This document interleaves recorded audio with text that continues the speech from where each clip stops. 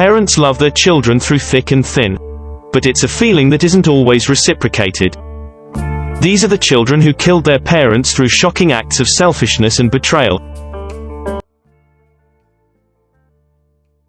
Sarah Marie Johnson was just like any other 16-year-old girl living in Bellevue, Idaho.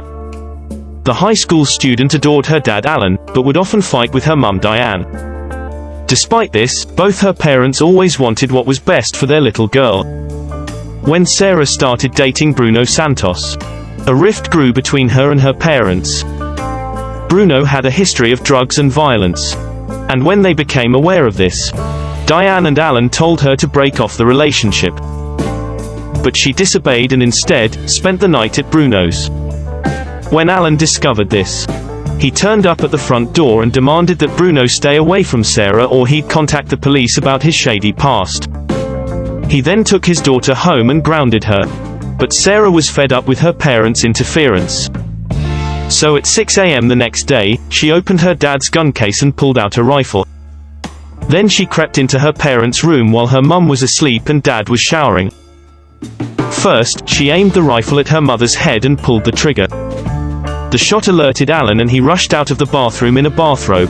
He saw his dead wife in the bed and then spotted Sarah holding a gun. He begged her not to fire, but she shot her dad in the chest and he died. Sarah then ran over to a neighbor's acting distressed and they called 911. When police investigated, they found a bloody pink bathrobe and a latex glove with gunshot residue in a bin outside the house that contained Alan, Diane and Sarah's DNA, implicating her in the crime. She was found guilty of murder and was jailed for 2 life sentences. The Gilbert family were renowned for their self-made financial success in New York City. Thomas Gilbert Sr., 70, ran a successful hedge fund. He lived with his daughter and wife Shelley, while his son Thomas Gilbert Jr. lived in his own apartment nearby. Unlike his father, Thomas Jr. struggled to hold down a steady job and had known very few successes outside of surfing. He suffered with depression, anxiety, paranoia and obsessive-compulsive disorder. And despite taking medication, his parents desperately wished for him to seek professional help. They agreed to cut their son's allowance in an effort to force him to seek psychiatric help. But instead of complying, Thomas Jr. bought a gun via Facebook. When he turned up at his parents' house for a visit, his mum Shelley hoped it was a sign of good news. Thomas Jr. told her to leave him alone with his dad, so they could talk about business. She left the room but became worried after putting her ear to the door and hearing silence.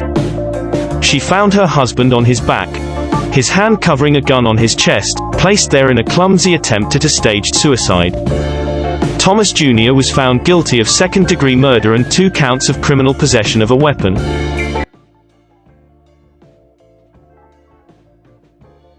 When dinner was served in the Chapman household, son Daniel, 22, told his parents he couldn't come to the table because he was in the middle of a computer game. Frustrated dad, Stephen, 56, told his son to look for somewhere else to rent the next day. He then stormed into the family's office in their Sydney home and turned off the internet modem. Afterwards, he went into Daniel's room and tried to remove the cables from the computer.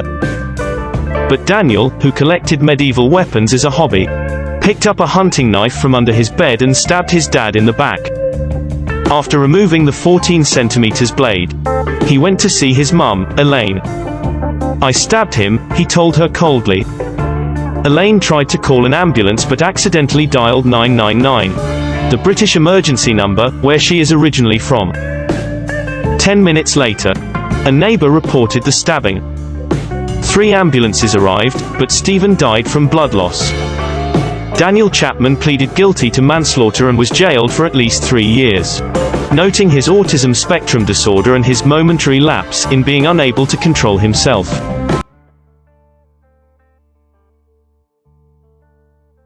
When swimming pool worker Martin Ruddy, 29, was struggling with nearly $10,000 debt, his marriage started falling apart. So he went to his dad Eric for help. Martin was close to his dad and mum Carol, and was always running errands for the family. But his mum had been left disabled by a stroke, and dad Eric, from Newcastle, UK, was plowing all of his savings into ensuring Carol would be looked after if he ever passed away. So when debt-ridden Martin went to his father for the cash to pay out his debts, he refused. Furious, Martin hit him with a brick. He then used a serrated knife to cut Eric's face to make it look like he'd been attacked by a burglar. Despite being drugged by Martin with antidepressants, his mum, who was disabled, tried to dial emergency services. When Martin caught her, he strangled her with a TV cable. He stumbled to the next-door neighbors and claimed they'd all been attacked by intruders. Andrea Hardy followed him back to the house where they tried to resuscitate Eric and Carol. They were taken to a nearby hospital where they were pronounced dead. Martin was later found guilty of murdering his parents and jailed for 35 years.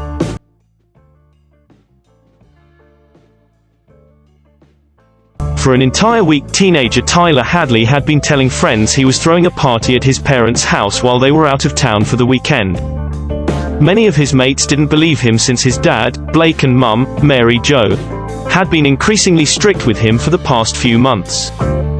But when Saturday arrived, Tyler, 17, posted on Facebook, "Party at my crib tonight. Maybe." 8 hours later, he posted on Facebook again saying that the party was on. A concerned friend asked about the chances of his parents coming home. "They won't, trust me," Tyler responded. Soon, more than 60 teens had piled into the Hadley home in Port St. Lucie, Florida, most of whom were strangers to Tyler. They lounged on the couches, played beer pong and chain-smoked cigarettes. When friends asked Tyler where his parents had gone, he told each one a different story. As the night went on, he became more reflective. He told one guest he'd done something bad, and if caught he'd go away for a long time. By around 1 a.m., he confided in his friend Michael. "I killed my parents," he told him. Michael didn't believe it, so Tyler led him to the master bedroom, where there were traces of blood on the door. He unlocked it and Michael spotted a pile of blood-soaked towels, and underneath, a thick white leg. Tyler explained to Michael what had happened. He took 3 pills of ecstasy, listened to a song to psych himself up, and then found a claw hammer in the garage. He stood behind his mum while she worked at the computer before he raised the claw end of the hammer and brought it down on her head. When she screamed, Tyler's dad ran out of the master bedroom and nothing could have prepared him for what he saw. "Why?" he repeated as Tyler turned on his dad and beat him to death, too. When it was over, he wrapped his parents in towels and dragged their corpses to the master bedroom. Then, he started the cleanup. It took Tyler 3 hours to hide the incriminating evidence in the bedroom with the bodies. Then he took a shower. Michael was in shock listening to the story. Meanwhile, the other teens at the party got word that another shindig was being thrown nearby, so they clambered into their cars and tore away. But the noise was too much for one neighbor who called the police. When officers arrived, there were less than 20 people still at the party. Tyler opened the door and spoke to them for a few minutes before they left. By 4 a.m., everyone had gone, leaving Tyler alone in the house. But Michael, who'd seen the bodies, called Crime Stoppers the moment he left, and the police returned to the house. Tyler Hadley was arrested and later convicted of murdering his parents. He was sentenced to life in prison.